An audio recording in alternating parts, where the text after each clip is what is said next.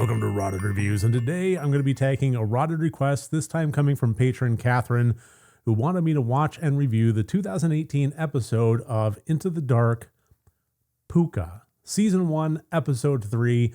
She says it is one of her favorite Christmas horror flicks, especially the first one, because apparently in Season 2 they did a sequel of Pooka 2. Clocking in at an hour and 23 minutes, this episode was written by Gerald Olsen and directed by Nacho Vigalondo, and it basically centers around a character who is a struggling up-and-coming actor who has moved to the area fairly recently and is just kind of struggling for work, and you get the sense from his conversations with other folks that he is just trying to rebuild his life. There's some mention of some second chances and starting over and that kind of thing, and things really get turned on their head when he goes to an audition that is a very unusual kind of set of requirements that he's required to jump through the hoops for, and comes to find out he got the job. Yay!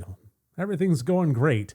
Except this particular job is not for screen or film or stage. Instead, it's a mascot for a toy. He's basically playing the gigantic life-size version of a Furby, this time coming from a doll that is going to be the big Christmas spectacular, Pooka.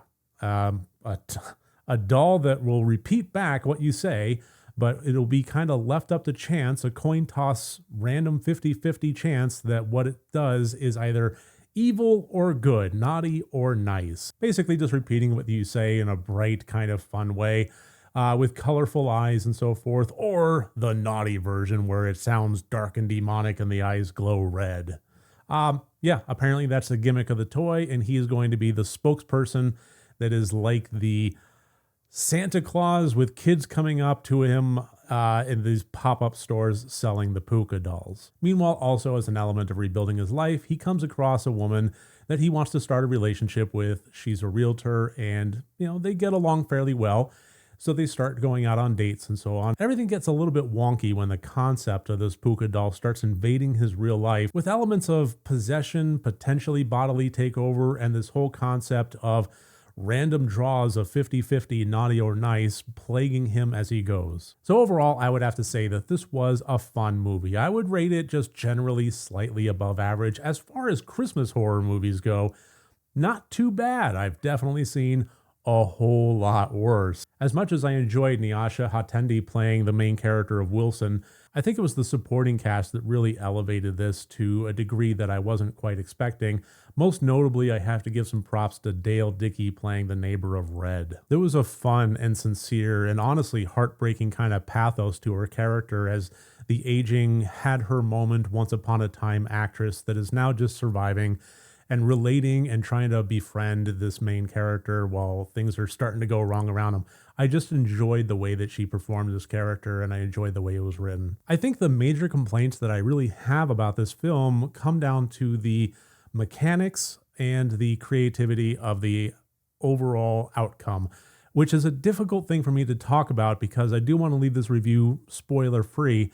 And the thing is, this has been done so much better by other movies, but if I start rattling off those movies, it's going to be a bit of a dead giveaway and it's going to be spoilery in its own right. But what I will say is that the overall concept of what was actually going on with Wilson and his entire life and the whole Pooka doll has been done better. And the mechanics of the horror elements of this film, where things aren't quite right with the world and things keep changing around him in a way that you question his sanity, you question his perspective, things go missing, things get changed, so on, that it leads to that kind of unreliable narrator element that, leads to the overall outcome. And again, this movie did that fairly well. It was entertaining, it was fun, but I have seen that done just so much better. One of the best examples I can think of using this mechanic with an entirely different outcome. So this is not going to be spoilers. I'm even stepping outside of the horror genre and getting into something that is completely different. So hopefully that will help illustrate what I'm talking about. But the Star Trek Next Generation episode of Parallels, where Worf gets back to the Enterprise from a trip, and as he's interacting with everybody, he notices that just some things will change from moment to moment. And at first they start out small. A painting that was hung on one side of the room, all of a sudden just mysteriously, while everybody's still milling around, is now on the other wall. And he's the only one that seems to notice it. It was a really fascinating mechanic that was kind of creepy in its own right.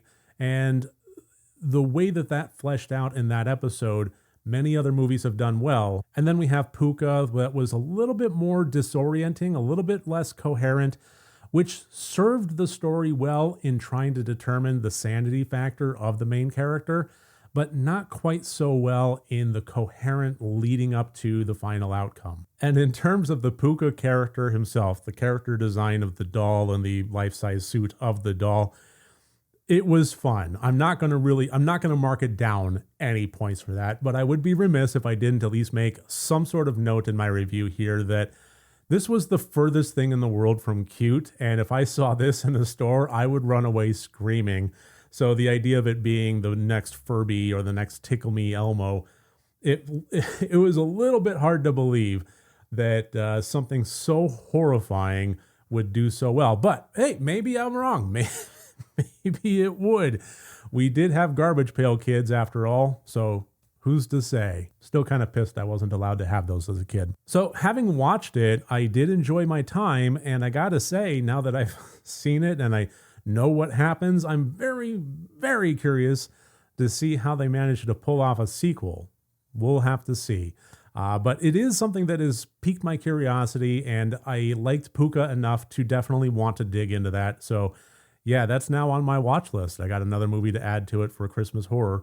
I'm assuming it's still a Christmas horror movie, the sequel, but we'll see. It's a Pooka sequel.